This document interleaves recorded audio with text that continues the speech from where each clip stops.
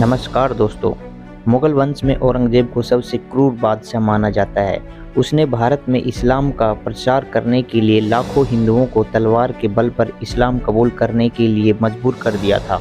उसने बड़े बड़े सैनिक अभियान चलाकर सुदूर दक्षिण भारत तक अपना कब्जा बढ़ा लिया था। ईस्ट इंडिया कंपनी बनाकर भारत में कारोबार करने आए अंग्रेजों को औरंगजेब से अनुमति लेकर ही व्यापार करना पड़ा। इसके बावजूद एक समुद्री डाकू ने उसी औरंगजेब का सोने से लदा जहाज आसानी से लूट लिया था। कौन था वो समुद्री डाकू जिसने लूट लिया था औरंगजेब का सोने से लदा जहाज? जिंदगी भर नहीं आया पकड़ में। चलिए बात करते हैं आज हम उस डकैती की। इतिहासकारों के मुताबिक औरंगजेब का शाही निशान वाला जहाज गंज-ए-सवाई हर साल हज करने के लिए सूरत से मक्का की यात्रा पर रवाना होता था। उस जहाज में बेशकीमती सोने और हीरे जवाहरात के साथ मुगल परिवार के साथ कई खास लोग शामिल होते थे। यह जहाज बहुत मजबूत और लकड़ी की कारीगरी का शानदार नमूना था। इस जहाज पर सुरक्षा के लिए 80 बंदूकें और तोप तैनात की गई थी, जिसे देखकर कोई भी उस पर हमला करने की हिम्मत न कर सके। वह उस जमाने में सर्वशक्तिशाली जहाज हुआ करता था। इसके बावजूद हेनरी एवरी नाम के एक समुद्री डाकू ने योजना बनाकर उसे लूटने का फैसला किया। हेनरी जानता था कि मक्का से वापस भारत लौट रहा जहाज लाल सागर में पेरिम द्वीप के पास से गुजरेगा। उसने वहीं पर अपने साथियों के साथ घात लगाकर जहाज को लूटने का फैसला किया। अगस्त 1695 में हेनरी के जहाज ने रात के अंधेरे में औरंगजेब के जहाज को जोरदार टक्कर मारी। इसके चलते औरंगजेब के जहाज का अगला हिस्सा बर्बाद हो गया और उसमें रखी तोपें भी समुद्र में गिर गई।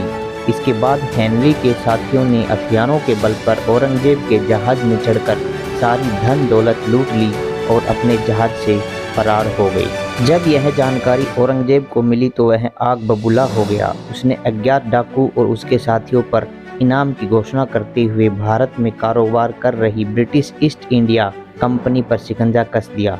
कंपनी की कई फैक्ट्रियों पर ताला लटका दिया गया और अंग्रेजों को हिरासत में लेकर औरंगजेब के सामने उनकी परेड निकाली गई।